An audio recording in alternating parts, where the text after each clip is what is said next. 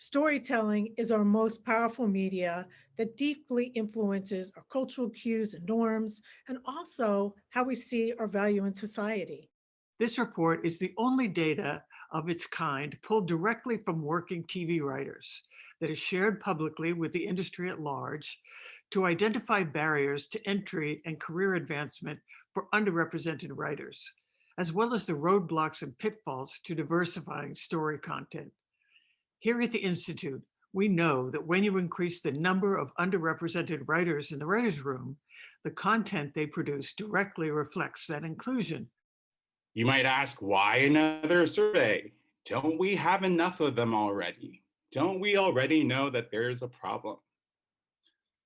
While all of that may be true, how will we know if we're doing better if we don't track how we're doing in real time? How can we course correct and troubleshoot if we don't measure our progress?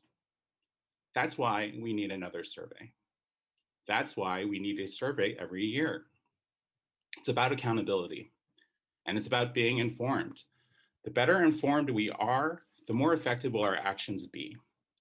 I think for me, it isn't solely who's in front of the camera, but we also need to take a look at who's behind the camera. And so the reality is that I haven't seen or heard about a plethora of specifically trans people being offered opportunities to sell their own series. And I'm not seeing a glut of content right now that's centering queer or trans voices. So I think I'm hopeful that that progress will happen and that we'll begin to see that change. But at 3 seasons into our show, it remains to be seen. And a quick anecdote around that: when I was pitching Pose, which I did that for about 2.5 years before finally selling it, one of the questions that I was often asked when I was pitching is, how is this show any different from Transparent? And so any person who has watched our show knows that it's nothing like Transparent. And I think that that in itself tells you how limited the scope of understanding is in the industry. And so, if that was a question I was being asked just 4 years ago, I would imagine now having a show like Pose existing means that while, for us, we would assume it would open up doors, right?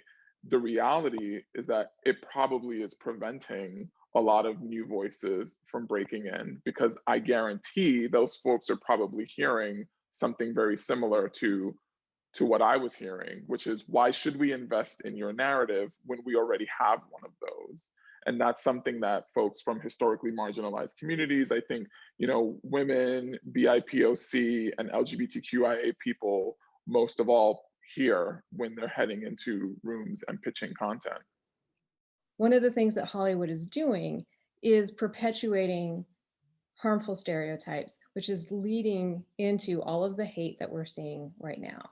And if we're going to dismantle that hate, we have to start telling better stories, because what we write as writers really does impact. You can't wait around for inspiration to strike. You have to keep going.